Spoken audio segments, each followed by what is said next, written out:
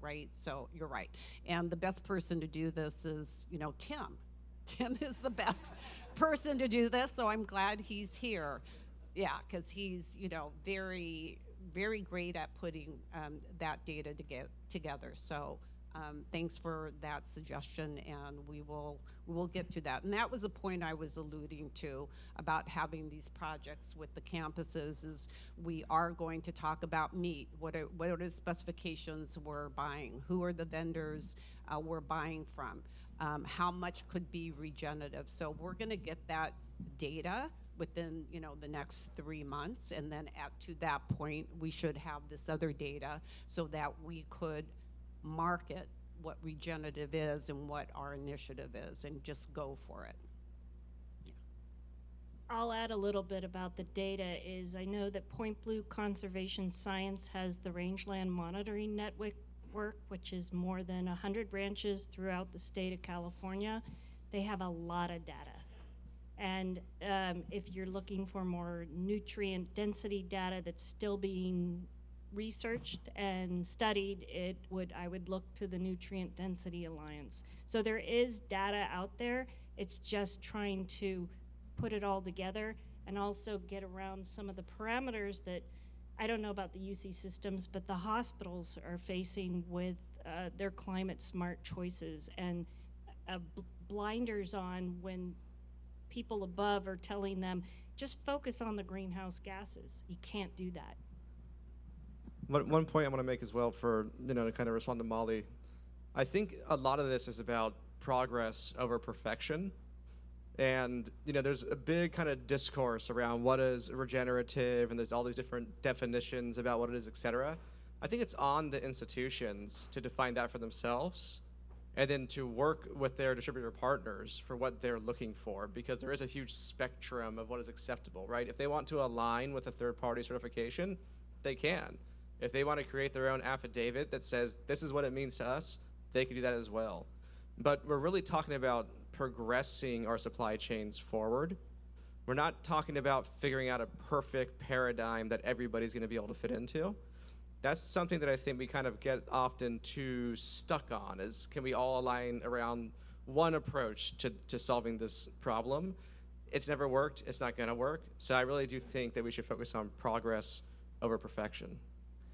And to go back, just before we turn it over, if we're putting together this paper on kind of cost benefits, it would be great to see which entities are actually benefiting. The hospital systems are benefiting a certain amount, the state of government by having these externalities.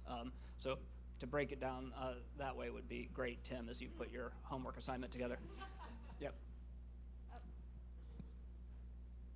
Okay, me, you? No. Oh, yep. Now it is. Hi, I'm Virginia Jameson. I'm the Deputy Secretary for Climate and Working Lands at the Department of Food and Ag, and you probably remember we've been working on this definition of regenerative agriculture for the purpose of state policies and programs. And where that is, Michael asked me to just do a quick update, is that the draft that was put together by a work group that had been working together for the last 6 months it went to the State Board of Food and Agriculture this summer. They talked about it at their September meeting, and they're going to talk about it again at their December meeting. That's Tuesday, December 3rd, I think is the right date. So that's the next chance to give input, and we would love to hear from you and talk about how this is affecting your businesses and systems. Okay, I think I just have like a comment question. My name is Rispa. I'm here on behalf of the Office of Cat Taylor, but I also raise cattle and sell beef. I think that there's a large disconnect between the buyer and the rancher, because the thing is the buyer is buying the offspring, right, of the cows. So we're limited mom cows, we're limited land. And then when we're saying we want regenerative beef, or the goal is to buy regenerative beef, the certifications for that, the process starts with the mom cow and the land, and that takes time to get to. And there's this large push for purchasing regenerative beef, and if you're not on that kind of train right now, you don't really have an in for the buyer. So I think there maybe needs to be a little bit more wiggle room for folks who aren't selling regenerative, or they've been doing traditional, well, they don't have the certification for regenerative, right? If you're just growing on the land, in my mind, that's natural and regenerative, but you just don't have the certification for it. So I think there has to be a little bit more wiggle room for ranchers who have been doing it the way that they've learned 50 years ago, 40 years ago, for their grandparents 80 years ago. They just maybe are not into certifications or into that transition, but they still have great beef. But it's like kind of like a buzzword right now that the buyers want, and the ranchers are. There's just a disconnect between the two. And then again, there's not a lot of mom cows to push that regenerative focus for their calves. So that's kind of like, you guys want a lot of volume, but if we're not on that kind of regenerative path, you're not going to have a lot of supply for that, if that makes sense. Great, thanks. Who do we have? 5 minutes.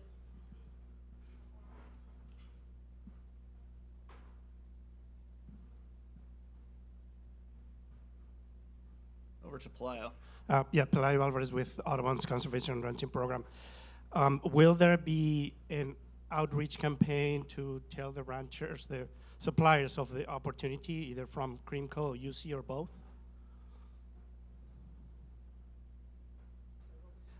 Is there going to be a campaign to get the word out to producers that this opportunity exists?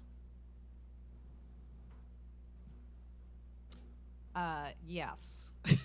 So, I mean, the best way at this point is to get my contact information, and because we do it through what we call the Cal USource system. But if you don't know about that, you're not going to know when we're going to be putting out an RFP or asking for, you know, new products, right? So I would say get my information. I'm really good about communicating back.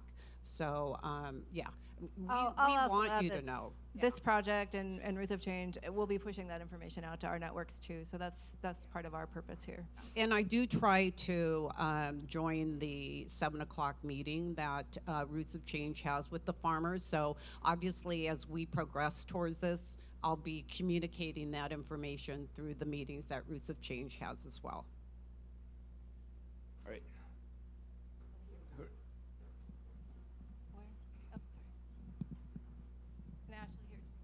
Hi, my name is Julie Golden. I have a small restaurant in Hopland, and I opened the restaurant because we were selling beef to restaurants in San Francisco, and they'd quit buying from us because they were buying from U.S. Foods and Cisco out the back.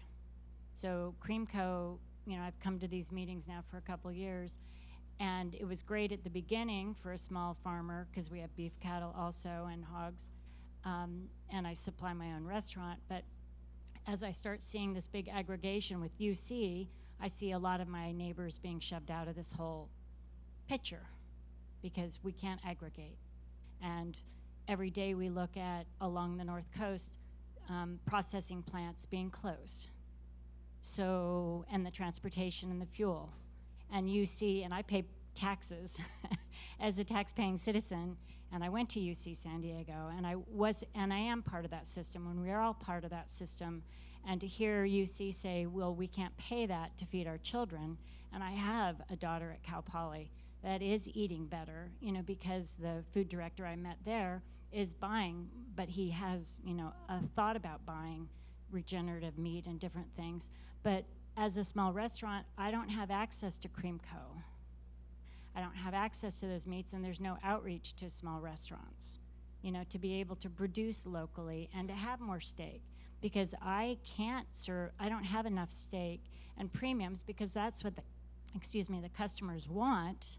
But when I'm processing and using a whole steer every month in my restaurant, I have to limit it. So I think if we want to aggregate and sell to UC as a whole, which is like a huge country of its own in the state, there are a lot of small restaurants out there that would be able to purchase some of those high-end, but that's another business for you now, to have a different arm of your octopus to reach out to the small restaurant owners and educate the other part of, you know, the eating public besides just the students. So I think it's good to, you know, to educate the students before they go out into the public to ask for this, but the time frame to also educate the people that are buying the meat and most of the other restaurants around the state, there has to be a distribution system for your other portion to reach out to the small restaurant owners. Besides, when I first started my restaurant, to figure out what this problem was, I would pick up the phone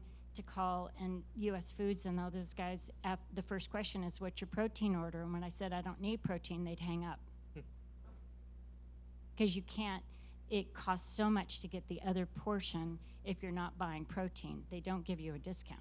So there's this real strong incentive that we're fighting the small restaurant owners and everybody else with U.S. Foods and Cisco to even keep our restaurants open to have good meat. And so I appreciate UC doing this, but then you're having trouble, I'm hearing the struggle, because we have to get the other out. So I think there's a bigger picture that we have to look at, with that. Yeah. So we're out of time. Okay. If you want to do a quick response, that's great. Ashley, Oh, we have did two you- more questions? yeah. Okay, so go Real ahead. quick, yeah. We have an omni-channel, distribution strategy, right? So we sell to 250 restaurants, UCs, public schools, et cetera. We go up to Healdsburg. So we could potentially get to your community. There's also other great companies like Sonoma County Meat Company over here that are right in your backyard that could do a fabulous job servicing you, and North Bay. So there are options. I think we all want our communities to be successful. So like if you were to reach out to us and we couldn't service your particular location, I would recommend you to Sonoma County Meat Company because I know them the most as far as the other distributors in your area. But I'm sure there's more that you could potentially reach out to as well. They're doing great jobs. But for us, it's really important to have this omni-channel strategy because we do have to balance the whole animal, right? We do have to sell to retailers and restaurants, UCs, public schools, hospitals, because we're buying animals on the rail, and we ultimately have to figure out how to move all the different parts and pieces. So we do need to work with and to sell into every single possible channel segment that you could think of. Great. Who's up next? Okay. Hi, Ashley Luters. I was just wondering if the medical campuses and the University of California system can work to create alternative retail markets for all the different cuts of meats. I know there's probably captive grocery or retail outlets where food is being provided on the campuses. And I'm just wondering, I know some, small schools, and especially in the K through 12, are, taking in whole animals, using the lower end cuts for the food preparation on the school campus, and then selling the higher end cuts actually to the students' families. And I just wonder, we have to make the food affordable for students and for employees of the campuses and the medical systems. And is there an opportunity to create additional retail channels, especially with prepared foods? So not just buying the cuts of the meat, but also, is there an opportunity to do prepared foods for the wider community, not just the community, the students and the employees and the customers of the medical systems, but the communities where there are, and I'm sure it's already happening on some level, but that's an opportunity that I think that could be scaled and have a huge impact. I would much rather go to a medical system and buy my prepared meals, especially knowing that it's regenerative, and you have all of the food preparation and storage and the marketing and all the brain power, to do something like that. Yeah, that is absolutely a great opportunity. In another company I was with, we actually did that. I'm going to tell you, I'm not sure we're prepared at the campuses to do that because of labor. We don't have enough labor in our campuses to take that type of program on. And then in addition, we have to take a look at the logistics of doing that, the risk of, food safety, and then packaging up product to be retail. So that's kind of different market. It's a great approach. I believe in it. It could be done. I'm not sure at this time that it makes sense for the campus until we get more budget. Does that answer your question? There's one UC that Sam and I went to visit, 2 months ago, UC San Diego. And apparently they have launched 2 retail stores on their campus, and they have like the Amazon style store where you walk in and you just put whatever you want in your cart and walk out and it charges you. And they said that it's about 50% of their velocity now in food is going through this retail concept versus the food service concept. And they were blown away by those numbers. I think it's relatively new to them. So also their student housing now is coming with little kitchenettes built into them. So the students can go and just kind of like buy retail and cook for themselves.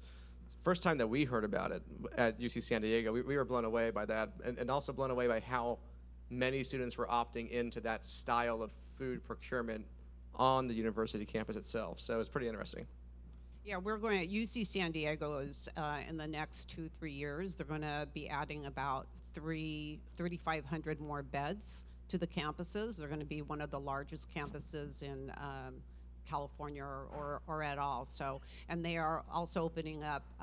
We right now have 3-4 retail markets, and we're looking at opening 2 or 3 more in the next couple years. So retail groceries will exceed food service, and that's just for San Diego. So that is an opportunity that I'm sure we're going to be taking a look at as a capital project. Great. We have one more. Hi, my name is Janine. Ryan and I are here from Sonoma County Meat Company. Frank over here from Oak Ridge Angus, all coming from Sonoma County. Want to thank the UC system, Marilyn. Want to thank Beef to Institution, Kathy, Cliff at Cream Co. for everything you guys have done. This is going to be a project that involves a lot of cooperation.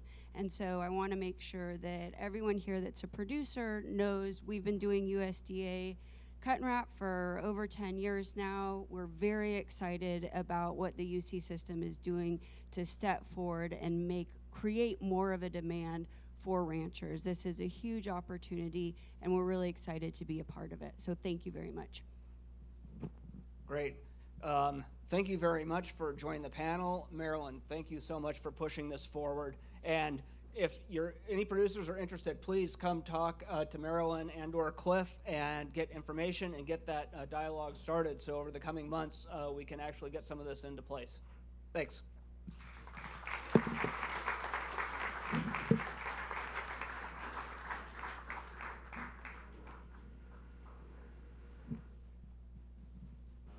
Now we're going to be hearing about some other market opportunities.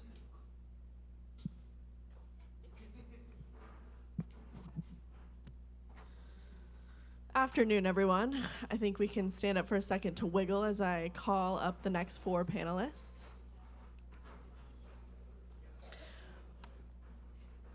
We're going to have Steve Schwartz, Nick Anicich, Sarah Keiser, and Jim Kleinschmit with us.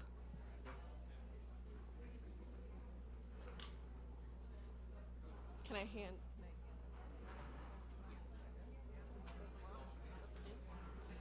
Do they have to be in an order?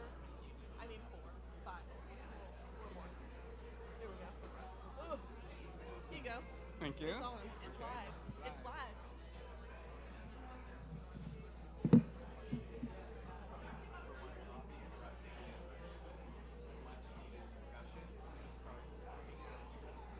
And this is just a really quick break. We're actually going to want to get seated again, everyone. We're going to get started. And then right after this, we're going to have lunch.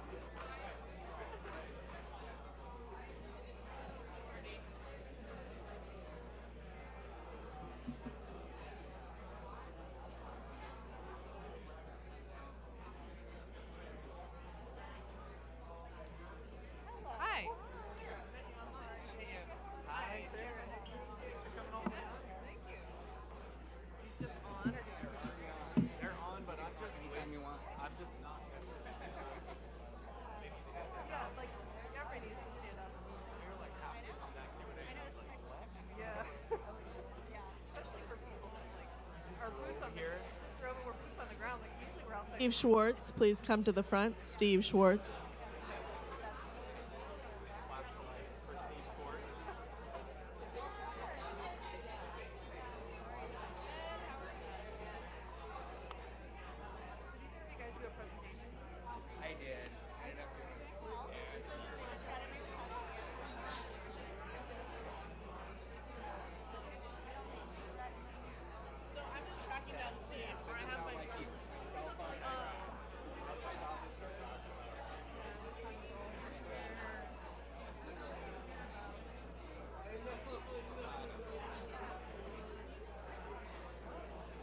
Just real quick, I'm going to introduce you all, and then if you want to fluff up your introduction comments, we're going to start with Steve and then go to you as well. We'll go for, 10-ish minutes and do questions, same style. Yeah. We have our presentation. We're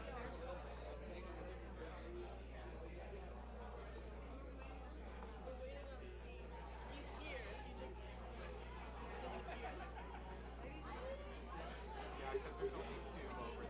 Yeah.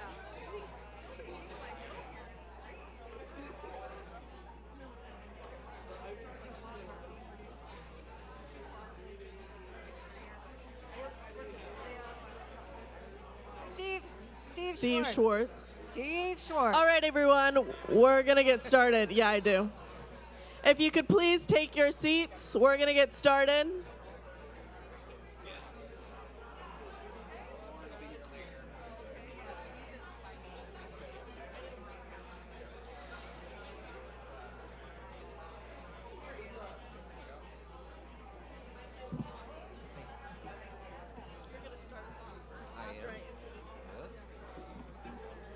And we've never done, there's, in this summit.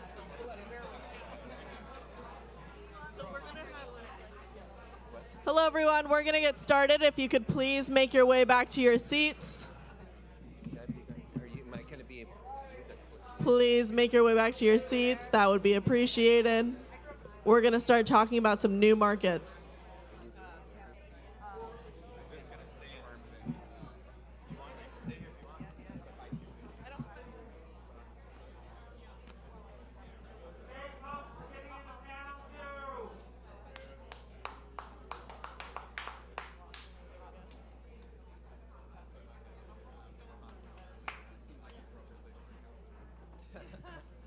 Man, I just inherited an 18 from Mexico. It's not gold. Yeah.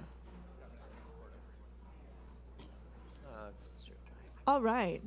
Hello, everyone. My name is Coco Sanabria. I work for Roots of Change, and I'm going to be leading the second panel here, where we will be talking about new market opportunities, kind of building off of and going in a couple new directions after the first panel. We're going to start off with Steve Schwartz, who's the Executive Director of the Interfaith Sustainable Food Collaborative, and then we're going to pass it off to Nick Anicich, who's the Farm to School Program Manager at CDFA, followed by Sarah Keiser, who's from Wild Oat Hollow, and then we're going to pass it off finally to Jim Kleinschmit, who is the founder of Other Half Processing and also the project director of Growing Grass, one of our USDA projects that Roots of Change and a lot of other people in the room are also working with. So we're going to start with Steve, if you want to start us off.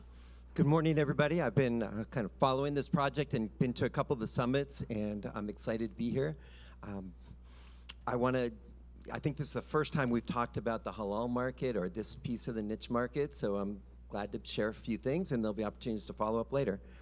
So first I'll tell you about the organization I direct, Interfaith Food. We're working to build the local sustainable food system by serving as a bridge between some of the faith communities and secular small farm, local farm advocates. We do a lot of different things other than talking about meat markets and slaughterhouses, but and probably the most interesting is looking at land owned by Catholics and Episcopalians and others around the country that could be made available for small family farmers to lease, or in some cases other kinds of tenure agreements. So moving right along to the you can take another slide forward, please.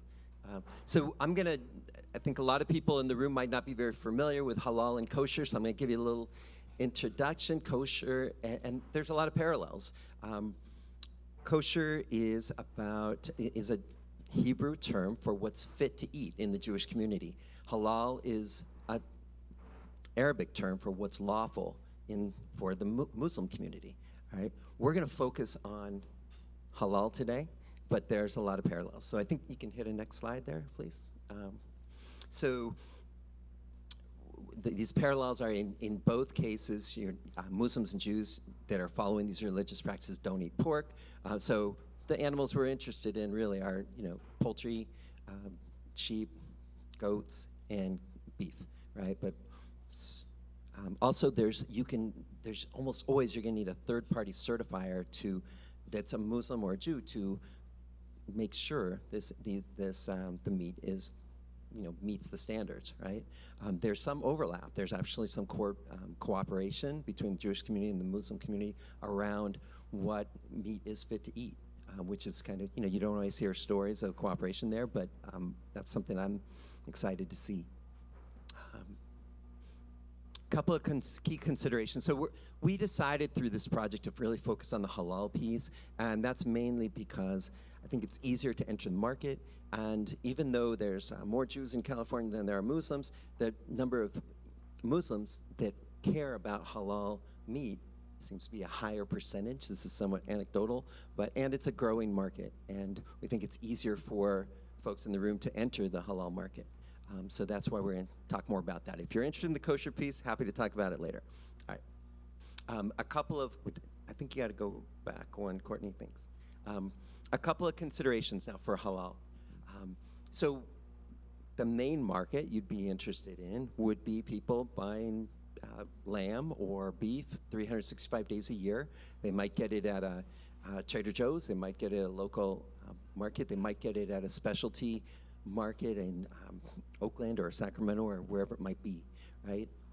There's also a holiday market that's very, it's niche and important. So I'm going to talk a little bit about that. That's how I actually started to learn about the halal meat market in California. So and again, that Eid al-Adha is one of the two most important Muslim holidays. There's a commandment there that every Muslim man slaughter their own young sheep or goat, right? So we're going to talk more about how to access that market if you're looking at doing something there. I want to say something about pricing. I mean, it came up in the last panel. You can obviously get a premium for marketing to this niche market. Is there a premium on top of the halal premium for regenerative? You got to negotiate it. I don't think there's real data on that. It's pretty new. On the kosher side, there's definitely been folks that are focusing on kosher, organic, local, or kosher and regenerative. But the price point, we can't promise you that right now. But the live animal piece, yes, there's and the kosher label or the halal label, yes, there's a premium. Second premium for regenerative, don't know. Okay, processing. So the first questions you'd have to ask as a producer, where do you want to sell? What kind of scale are you going to be doing it? Is it a farmer's market or smaller markets or on farm? If so, you can work with CDFA custom, right? And bring out a third-party certifier to that site. So you would find your own halal certifier, right? The alternative would be go to a place, for example, Superior Farms has for sheep is doing, has halal third-party certification all year round, right? They're set up to do that, USDA slaughterhouse, and they can sell to that 365-day wholesale market. Hope this makes sense. When you're choosing a processor, though, just like, well, it used to be before the organic law, you had different certifiers doing organic. Some would trust one but not another. This is the case, actually, in the halal world. There's different halal certifiers. Some are going to be accepted by pretty much any Muslim consumer. Some might not be. And there's a couple of considerations that go into that, but the main one seems to be about stunning and hand slaughter. So many Muslims will say, it's not meeting our halal standard if there's a stun being used, if if the slaughterhouse is stunning first. So it's something to think about before you might, I don't want people here to get into this market, think they've got a halal certifier through their processor or their slaughterhouse, and then find out that processor is not being accepted by many of the consumers. So it's something to research a bit. Okay, let's go forward. And if someone can give me a 2-minute warning, that'd be great. Eid al-Adha, I'm going to tell you a little bit more about this holiday and how it relates here. I learned about this kind of through talking to some sheep farmers, some ranchers that said, hey, I had people I'm in Petaluma, I had someone from Vacaville call up and say, I work with I'm a member of a mosque, an Islamic center in Vacaville. We have 40 guys who want to come by to your farm, each slaughter a sheep, and we want to do it on one of these 3 days, and can you help me out? And they want to buy a live animal, right? And they want to do the slaughter. They don't necessarily want to do the processing. Those folks, especially before AB 888, which we'll talk about a little bit more, they were taking some regulatory risk. They could have been the ranchers who said, sure, come on, we'll sell you the animals, you can process on farm. Was that fully legal? Probably not, right? Now with AB 88, if you do 25 animals or less, you're going to be in good shape. You probably want to look at some other things like your water board regulations in your county. But the smaller number of animals is I threw that number out there. So a lot of people here probably wouldn't want to talk about moving a business deal with 25 animals or less. They want to look at larger projects. But if you're looking for the holiday market and you want to cooperate with folks that do it on farm, this is a piece of it.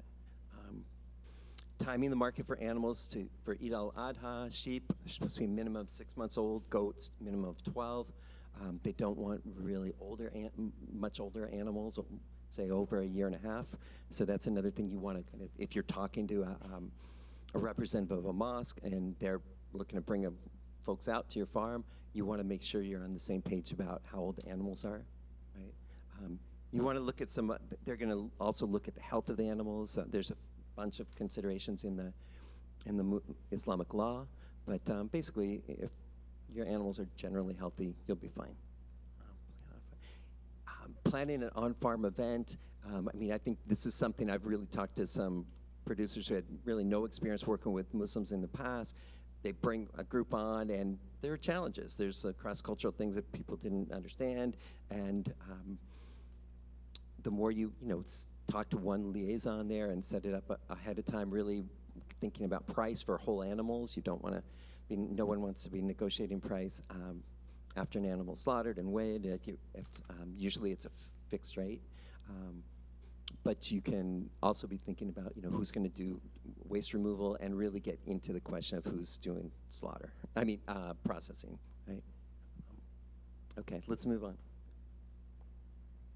So, and I just want to throw out there, this is a model that some sheep ranchers have done in the past, really say it's kind of the Salatin method applied to this situation where they say, we're going to sell, this is the price.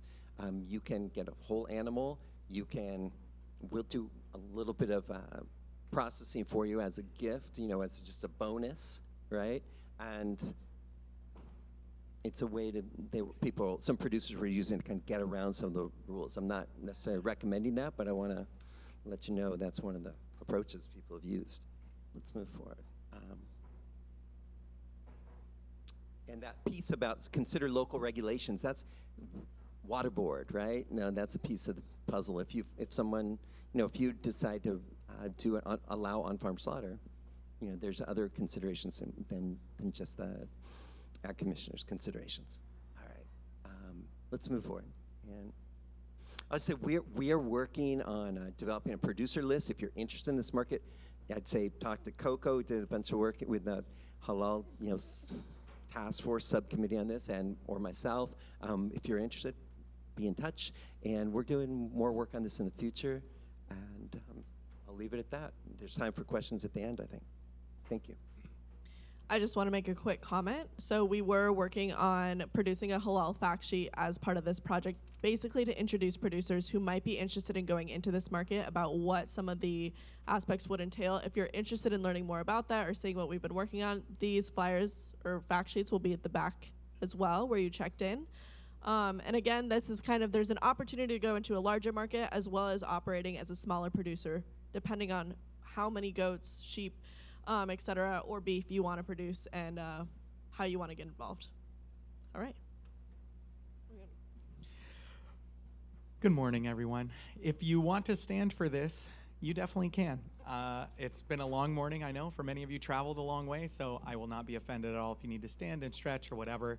I think it's really important. So I'm Nick Anicich. I'm the Farm to School Program Manager at the California Department of Food and Ag. And things have been going crazy in school food. So I'm really happy to share these updates. And it's really just telling a story and a call for collaboration if people are interested in participating in this. As many of you know from being a kid who went to school, the food is not always great. And the sentence of, we bought that using monopoly money is used regularly by our school nutrition directors. They bought it off a commodity list using monopoly money delivered in a brown box. And that's the type of products that they want to serve to the kids. And I think that's really, really changing.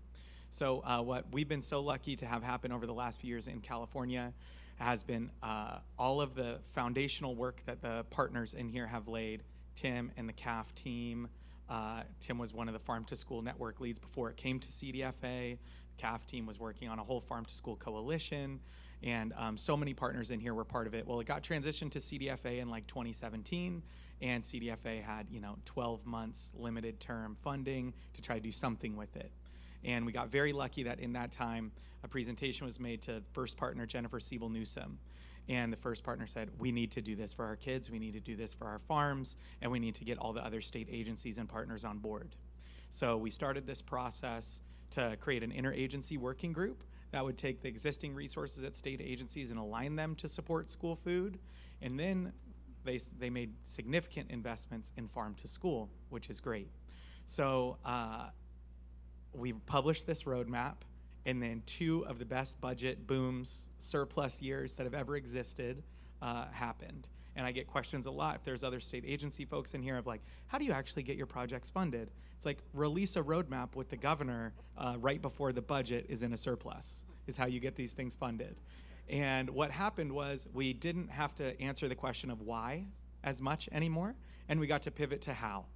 And that's what's happening here, and that's like who's reflected in the room, is that we have the ranchers and the processors and the how people, and that's one of me, too. And then we also have the why folks of the leaders who are coming later and the policymakers. So things are really aligned. And I just have a list here of all the things I want to lay out so you can think of the scale of school food investment and what it looks like. School food in California, it's universally free meals. Every kid gets 2 meals a day, breakfast and lunch, guaranteed, no cost, which is amazing. That's just about $600 million a year. Kitchen infrastructure and training. So in addition to the universally free meals, they invest in kitchen infrastructure and training, $650 million. There's a program going on right now where schools, I call it an innovation slush fund. They call it school food best practices. It's $100 million that schools opted into. There's a healthy school meal apprenticeship program that is training the next generation of school food leaders to actually care about farm to school and local procurement and bring them into the why and the how of it. That was $43 million. Local food for schools, $23 million just for schools to buy local products. Could be of interest to many of us here selling local products. There's also a second round of that money coming out, $1.7 billion from the USDA going into it. There's like 3 more things still, just to tell you how much. $15 million for farm to community food hubs to support regional aggregation efforts. The public comment period for that is literally right now. There's a webinar, so I don't know, talk to me if you have comments. And then the last 2 things are our Farm to School program. There's been $100 million invested in our California Farm to School Incubator Grant Program.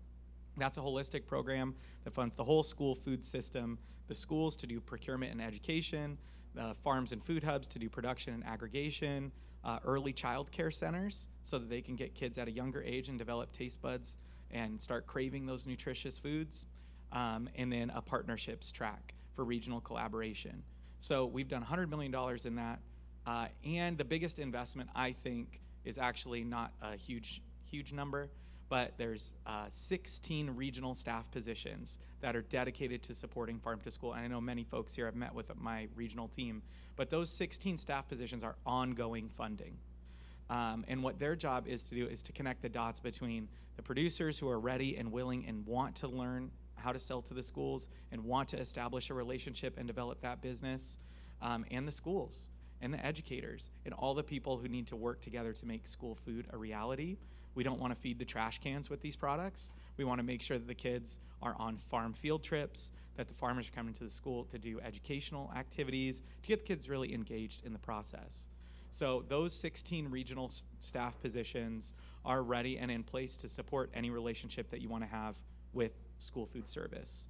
And what we do regularly is we just call everyone, and we know everyone, and that's our job.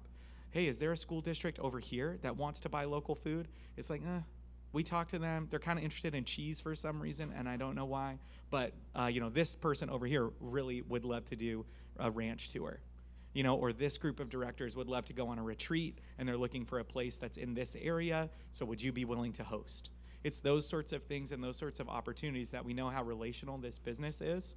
That's how it works. And one thing that I wanted to highlight is earlier someone was saying, in Hopland, can I do it? And Cliff was like, well, we can't do that, but the Sonoma County group could do it.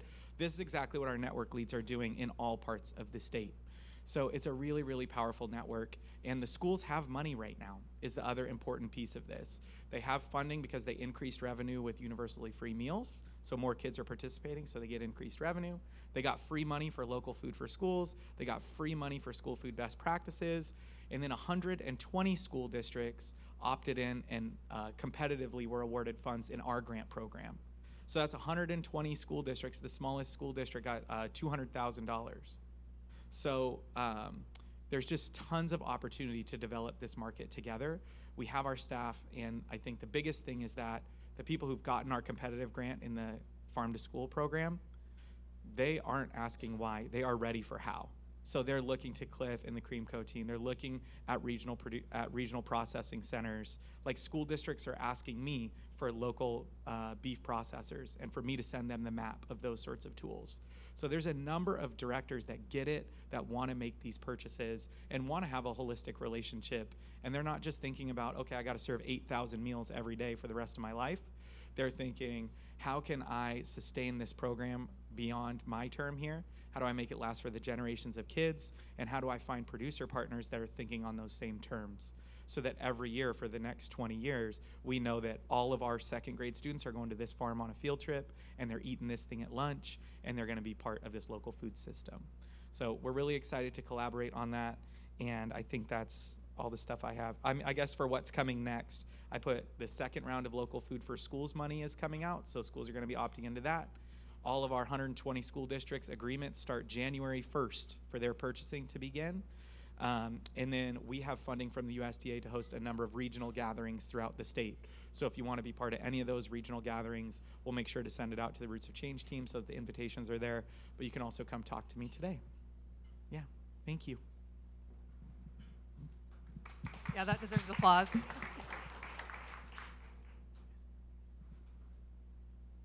We're getting to my presentation, so I remember everything. Hello, everyone. I'm Sarah Keiser. Thank you, Roots of Change, for having me here. I want to talk to you a little bit about finding more funding, more opportunities, more ways to bring in revenue to our food producers, to our livestock producers. As you heard from our previous speaker, there is so much money out there. It's ridiculous. How do we get it to you, and how do you find different ways for those avenues to come to you? And my job also is to create different systems and to change the way the funders look at these things so the funding goes to our food producers, not the other way around. So I want to help you change your language when you're applying for funds, help you find fiscal sponsors, and also find different revenues through contract grazing as vegetation management. The epidemic of wildfires, one of the best tools for wildfire maintenance and recovery is grazing ruminants. And some of the best people to provide that service are sitting in this room right here. So we're going to find you money and bring it to your table. That's what I'm here to talk about these things. Next slide. So I'm working with public land managers, rural residential communities, and funders to help you create annual vegetation growth. They all see it as this burden that they don't know how to manage, where we know it's a resource. Let's change that. Rural residential communities need the support of grazing ruminants. Most of them are not grazing animals anymore. A lot of the epidemic of our ecological problems of encroachment that create wildfires is from grazing ruminants being pulled off the lands for several generations. So we're here to bring that back. Empowering strong, resilient communities through collaboration. A lot of this, we have ranchers with lands, they butt up next to rural residential communities. I work with my resource conservation districts. If you don't have a relationship with your resource conservation district, please form one. They are the most flexible of our funders. So the higher you go, from county, have the flexibility. Actually, cities have a lot of flexibility. I'm going to talk about that too. But county and then states less flexible, like CAL FIRE, and actually was talking to Ojai. They've got a new funding, which I'd love to. You can talk to him about that as well. States harder. Federal is just really, really tight. They're just a dinosaur that moves and has less flexibility. They move at 1 inch at a time. So start with your local agencies. You guys, the boots on the ground, the hooves on the ground, you have the creative vision. Bring it to the people that can help you find the funding and can utilize your creative vision, but tell the stories the funders want to hear so the money comes down that way. That's what I want to talk about. So understanding land stewardship doesn't stop at property lines. We're looking at regional programs, county-wide programs. How do we look at land stewardship? In Sonoma County, where I live, I'm very, very blessed to have a lot of creative public agencies. We're creating strategic grazing programs across Sonoma Mountain, which is one of our critical fire places, where we have 2 cattle ranchers on either side. We're funding infrastructure so that those cattle ranchers get to graze that land in perpetuity and have access to 300 to 500 more acres long-term for them. More land access, but that mountain zone, which is a big fire critical zone, is also managed. And a lot of our problems is because we quit managing. Land went out of producers into public land managers, and they provided no management. So we have this missing link, which is really a lot about putting grazing animals back on the ground. And also, I'm pushing to change funders and how they look at land stewardship. Let's think about, sorry, the only reason my phone rings through is one of my kids is calling me right now, so I'll check in with him. That's the only one that rings through. So, changing funders' understanding of the need for infrastructure. Historically, they never paid for infrastructure for producers because somehow they thought that was going to make you millionaires if you had a little infrastructure support, which I find baffling. But now that we can argue that we need infrastructure so that they don't have to pay annually for land stewardship, for vegetation management, the infrastructure provides the long-term management through those grazing ruminants. All of a sudden, some bells are going off, and CAL FIRE is beginning to get a little flexibility, willing to pay for infrastructure so that that area, again, is managed long-term. The communities that abut it are safe from wildfire.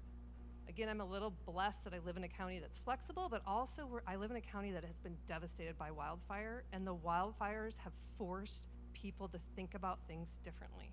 It has helped us to look at land stewardship differently, look at that we live in a fire ecosystem and it needs to be managed. And one of the most effective ways to manage it is through our grazing ruminants.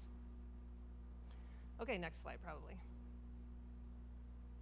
So this is kind of, it's not really for you guys necessarily, but it's kind of the language that I use in a lot of my funding. So funders want to fund ecosystem regeneration, they want to fund vegetation management. Why is this such a good tool? These are the reasons grazing is such a good tool. This is the reasons grazing can be put in your literature. This is the reason our cities and counties are now paying for grazing. Sometimes in my county, it's hard for people to relate to this, but people are getting paid $1,800 to $2,000 an acre to provide grazing services. So we need to think about what that means to us now, and think about how we can add that as an element of our revenue. It's a service, it's not necessarily a production, but how can we tie the two pieces together to make it work for our producers? So if you're looking at trying to pitch grazing, these are a lot of the language you can use, and we can send this out to you. This is kind of what funders want to see. And I work a lot with CAL FIRE. We're working on changing CAL FIREs. I'm going to talk about policy, but the boots on the ground CAL FIRE guys love grazing. but the grant administrative people at the top of the leg don't understand it. So I'm pushing from the top and work with the CAL FIRE guys up top, and then boots on the ground are continuing to show the effectiveness of grazing. It not only can stop wildfires, if it doesn't gonna stop it, it slows it down enough they can get in there, and that's a place where the fire trucks can go and stop it. So you're creating zones that's gonna save CAL FIRE a lot of money. It's a win-win for everybody. Next slide. So here's just a couple of policy that I thought I'd point out. SB 675, if you guys don't know this one, this is a great one that I'm sure Roots of Change advocated for, CalCan advocated for. It's a great policy that has now been pushed through, I believe. Yeah? So this means that now CAL FIRE, because we have this policy, which is why I love organizations like CalCan and CAF and other TA organizations that are doing things, they're coming from all the sides that we can't come from as producers. CalCan's pushing the policy for us, and they're really, really, really effective at it. We need to keep thinking about these organizations, jumping in, go to lobby days, get a little boots on the ground there so you see what's going on. Now CAL FIRE and other funding organizations, you have policy to back up the fact that grazing is an effective tool for vegetation management. Utilize the policy that was put in place through our partners. AB 136 is banning the sale of gas-powered landscape equipment for public land managers. So our cities, cities, counties, anybody who's using public lands are not gonna be able to use two-stroke equipment anymore. They're gonna have to use electrical equipment pretty soon. Way, way, way better to just use some grazing animals. Way, way, way better to have a long-term goal that's effective, because the electric equipment they know doesn't work. It can't carry, it can't do the long-term vegetation management. It just doesn't last as long.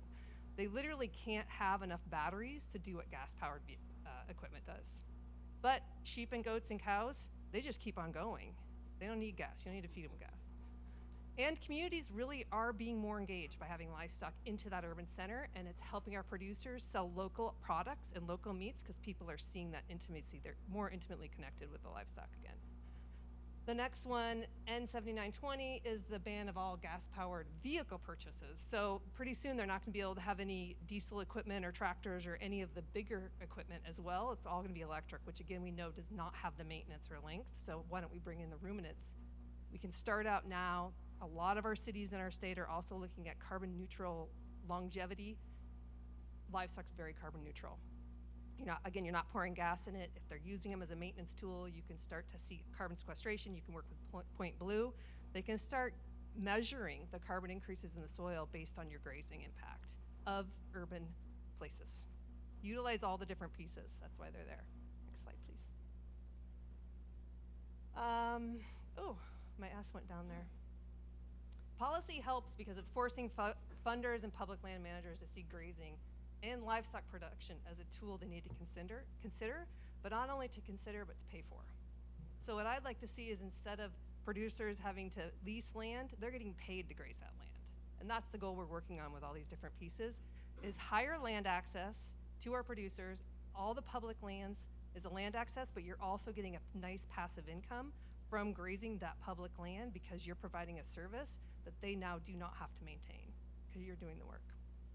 With long-term contracts, so that you know if you're going onto a land base, you can base a 5 to 10 year program based on having that extra 300 to 500 to 1,000 acres.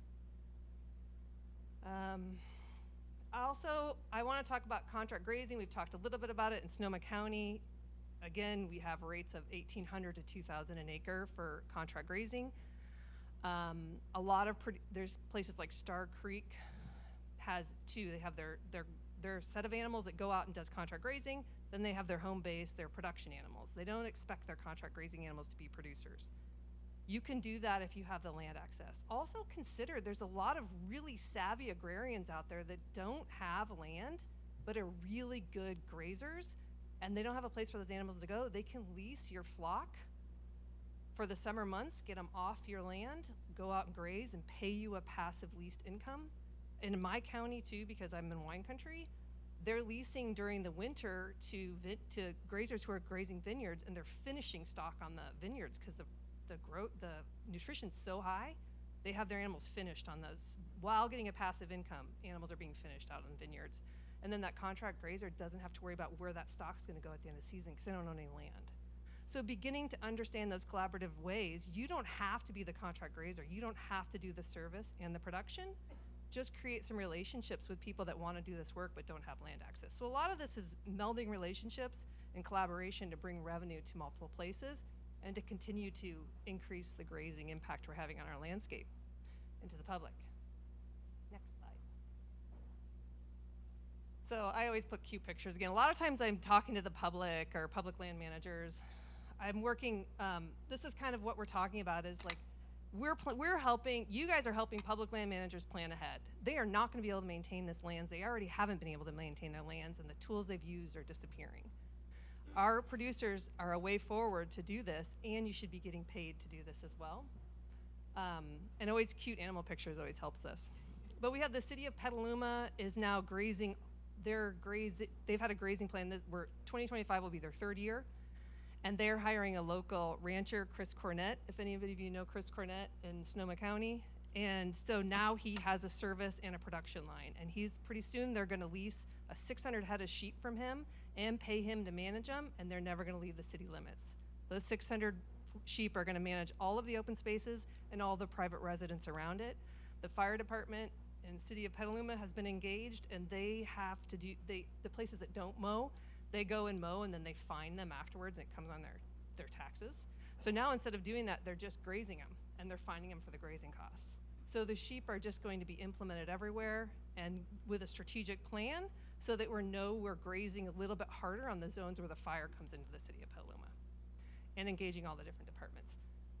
So thinking ahead, being progressive, because we are heading into a place where the tools aren't going to be there, with climate changing, with seasonality changing, with more wildfires, with heavier rains. How do we begin to improve our urban and add income to our producers, our urban landscape, and add income to our producers by creating these public land programs where the livestock come in and serve as tools and the producers get paid for that service.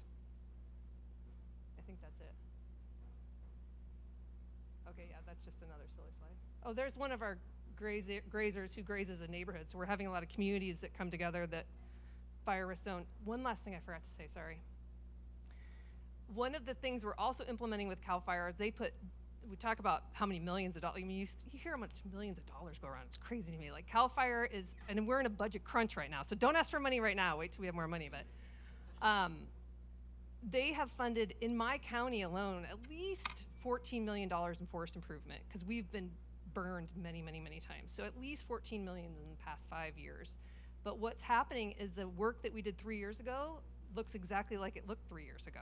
Because they came in, they did all this forest improvement, all this work, and then nobody touched it, and it all grew back. On our coast, we're trying to rehabilitate this endangered butterfly, and it has one plant, it's a violet. And the violets are disappearing because they have encroachment of coyote brush because there's no impact on our coast. So what's the tool we're going to use in their state parks? Grazing. Because it was the removal of the grazing animals that lost the habitat of the violet. So keep bringing these things back and demonstrating to state parks and agencies that it's not only a tool to be used, it's a service to be paid for. And that's it, I think.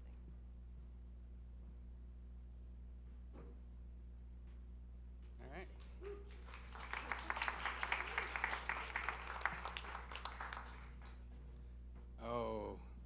We've got animation. Sorry about that. You can go ahead and click again. Hi, I'm Jim Kleinschmit, Other Half Processing. I appreciate being invited to be part of this by the Roots of Change, UC Davis, and Icy Foods folks. Sorry I'm the last speaker that's keeping you from lunch. Other Half Processing. You can kind of guess from the name what we're about. We look at the other half of the animal, the non-meat side. Founded it with my brother. That's our family up there. We grew up in a farm in northeast Nebraska where we're lucky to have parents who were early leaders in this. Started doing regen grazing. We didn't call it that 40 years ago. Been organic certified for over 30. So we were lucky to come from parents who were early leaders and taught us a lot about it. OHP is a Minnesota-specific benefit company with a mission. You can see that right there. We're really focused on supporting regenerative agricultural systems and farmers. Go ahead to the next one, Courtney. Why the other half? There's a lot that comes from the other half. You can see it all right here.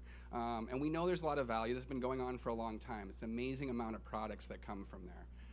This is a graphic from Diane Rogers and Sacred Cow. The big issue we saw when we started working in this space, and I've been working with regen producers for a while and meat processors, was really that especially when you talk to the ones that most of us go to, the small and medium sized. With the drop in value in hides, the drop in value with all these markets, what used to help pay for the drop, as we call all that other stuff, right, used to pay for processing. That was kind of the deal. You brought your animal in, you got your meat back, all those other products were sold for value by the meat processor, and that was enough to mostly cover processing, or even totally cover it. Still the case for the big producers, right, and the big processors. They're still earning most of their money off this other half. They have already, especially with hogs and other things that we don't deal with, we deal with ruminants, we know a lot of them have already made all their money back before they've sold bacon, before they've sold a pork chop. So how do you compete as a smaller meat producer who's going into one of these small plants and actually now not just paying for the processing, but paying for disposal fees, especially around hides is the one we see, because that value has dropped the most in the market. And that's the part where now you're seeing on your cut sheet and all that stuff in your final bill a disposal fee where you used to get a credit. We saw that as a huge issue that needed addressing, but also a huge opportunity, because we assumed if people want regenerative meat, they might want regenerative leather, they might want regenerative gelatin, they might want other products for themselves, for their pets, and others. Go to the next one, Courtney, please. So we got started, and we started with leather. We didn't think that would be the best place to start, but like I was just saying, with hides being such an issue, that's what we figured out. And we were lucky early on to meet the folks at Timberland. You can go ahead and click the next button again. Sorry, there's an animation they usually do. There's the hides, our biggest cost concern. Next one. We got going. We started in Minnesota. I'm from Minnesota, originally from Nebraska, but I've been in Minnesota longer. We had a company there, Thousand Hills Cattle Company, based out of there. Lawrence Meats, one of the leading small meat processors in the country. They were willing to work with us to begin with. I show up there with my pickup and a U-Haul trailer, and we got hides and took them to Milwaukee, where there was a tannery that could take care of them. We were lucky with Timberland, interested early on, that they were willing to work on rebuilding their leather supply literally from the ground up, right? Now, 40 hides in the back of a U-Haul doesn't get you very far. So we kept doing Minnesota, but we started doing around the country. We're lucky to start early with Richards Regenerative out here in YVB. We work with Lauren, with Stemple Creek and Eel River and others here. But we really looked to where all of the leading regenerative meat companies were and worked with those aggregators primarily to get into the slaughter plants, or if we were in a slaughter plant, figure out what other producers were coming through that could meet the regenerative criteria we had set. And I said, we got up to 35,000. We pay a premium. That's how you get things done. People are like, how do you do this? You pay people, shockingly. For those who know, there's a difference in price for those hides, especially between a small plant and the others. There's it's kind of like when you look at commodity prices in the Chicago Board of Trade. There's the basis price, the regular price, but then there's basis. So if you're farther away from the river, if you're not on a rail line or whatever, your price drops. Small packers, it's called a small packer price. It's a black box. You get almost nothing, basically. It's the idea that those hides maybe aren't as good, they're further away, they're harder to collect, they're maybe hand cut instead of pulled, things like that. Today, I think the small packer price is probably $5 a hide.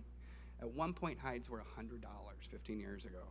But I always say the answer to high prices is high prices. So the shoe companies, everyone started using a lot more petroleum products in their shoes instead of natural fibers, and so we saw a drop dramatically. We pay $5 actually back to the meat company, or whoever's the aggregator who has the animal on the hoof, through the producer group. For the stuff we need to document the regenerative, we pay the commodity price, not the small packer price, basically, to all of the small plants, and we get rid of that disposal fee, obviously, and turn it into a value proposition. I think there's one more there. Like we said, so yeah, Timberland was first, but we got lucky to meet others through them and others, so we're now working with also Vans, Coach, Range Revolution, if you know Kate Havstead, she's amazing, Ralph Lauren, and more. So big and small companies to provide leather into those companies. So let's go on to the next one. How do we do it? How do you get enough stuff? And this question of how do you verify regenerative? And we're pretty clear. Obviously, we know regenerative comes from indigenous background and concept. It's not something that's as easily defined as some of these other things. But we know, when you see it, and there's indicators out there. And for us, go ahead and put up the other words.